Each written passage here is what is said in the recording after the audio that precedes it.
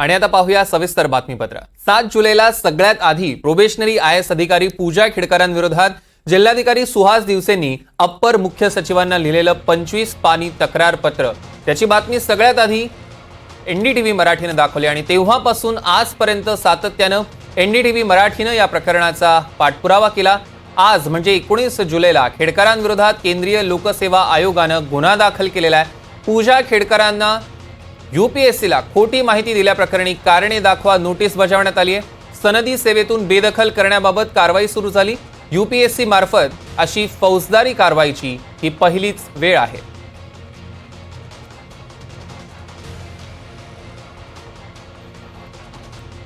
चाणक्य मंडळाचे संस्थापक आणि माजी सनदी अधिकारी अविनाश धर्माधिकारी आपल्यासोबत फोनलाईनवरून जोडले गेलेले आहेत। अविनाशजी, स्वागत आहे तुमचं NDTV मराठीमध्ये। सनदी सेवेतनं बेदखल करण्याची प्रक्रिया आता सुरू झालेली आहे आणि आमच्या माहितीनुसार ही पहिलीच फौजदारी कारवाई आहे UPSCची। तुमची पहिली प्रतिक्रिया काय? माझी पहिली प्रतिक्रिया अर्थातच या उचललेल्या पावलाचं स्वागत करण्याचे हे योग्य कायदेशीर पाऊल आहे। आपल्याच वाहिनीशी माझा खूप सविस्तर संवाद झाला होता।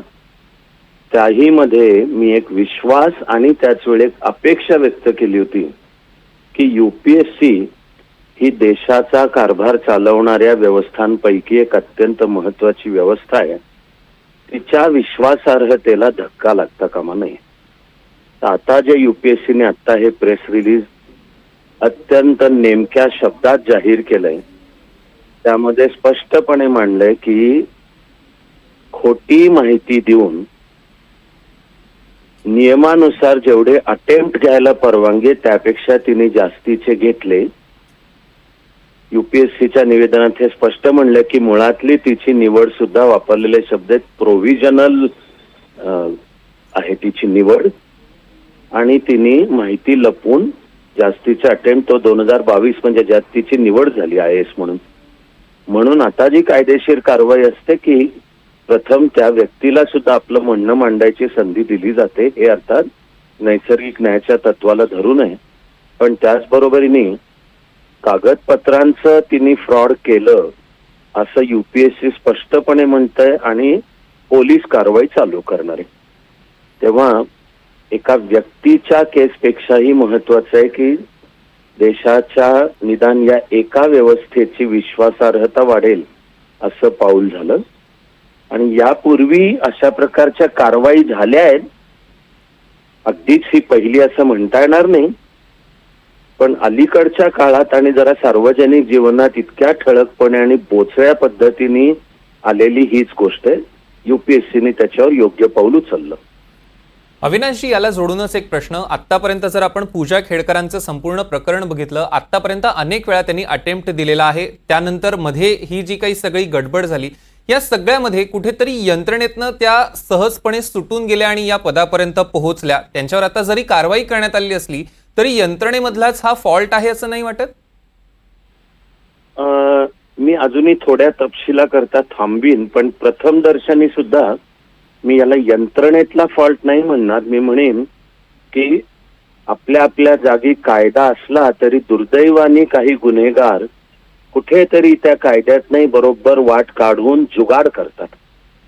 तर आता प्रथम दर्शनी म्हणायला जागा आहे की हे जे केलं पूजा खेडकरनी हे त्यातली एक प्रकारच्या त्रुटी शोधून केलेलं जुगाड। उदाहरणार्थ OBC संवर्गातल्या उमेदवाराला 9 वेळा ही परीक्षा द्यायला परवानगी असते असं दिसतंय। पुन्हा मी अजून प्रथम दर्शनी म्हणतो की तिचे ते 9 प्रयत्न संपून गेल्यावर तिने भरलेल्या पुढच्या फॉर्म मध्ये नावामध्ये बदल केला, स्पेलिंग मध्ये बदल केला, आपल्या पत्त्यामध्ये बदल केला, मोबाईल नंबर बदलला, हे त्या निवेदनात म्हटलंय UPSCने।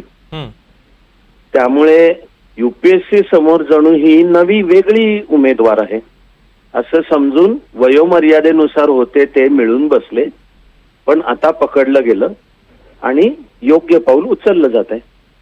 अविनाशजी, पण यंत्रणेत ह्यानं बदल होईल का? कारण असा आता एक उमेदवार आपल्या समोर आलेला आहे, कदाचित असे अनेक उमेदवार असू शकतात की जे अशा पद्धतीच्या गडबडी करून इथपर्यंत पोहोचलेले असू शकतात। यामार्फत यंत्रणेत कुठेतरी सुधार व्हायला हवा असं वाटतं, किंवा अशा पद्धतीचे जर काही अधिकारी इथपर्यंत पोहोचले असतील तर त्यांच्यावर सुद्धा शोधून कारवाई व्हायला हवी?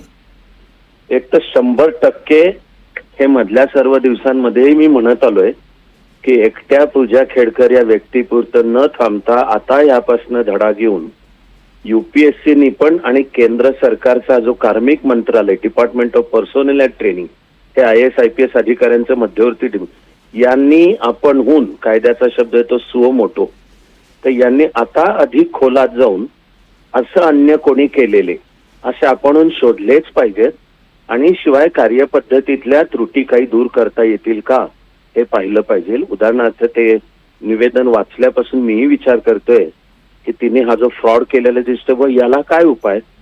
तर समजा पहिला माझ्या डोक्यात आला की तुम्ही आधार कार्ड हा बेस माना, पण असं म्हणेपर्यंतही माझं मन मला सांगतं की फ्रॉड करणारे खोटी आधार कार्ड पण करतायत.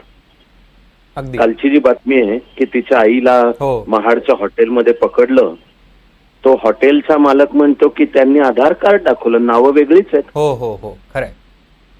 तर त्यामुळे व्यवस्थेचा सखोल विचार तर केलाच पाहिजे आणि असे गैरफायदे घेतलेले आहेत पण त्यांचे खपून गेले. आता हा स्टार्ट मानून अशा सर्व प्रकारांचा कठोर तपास केलाच पाहिजे. निश्चितच अविनाशजी, तुम्ही NDTV मराठीशी संवाद साधला त्याबद्दल धन्यवाद.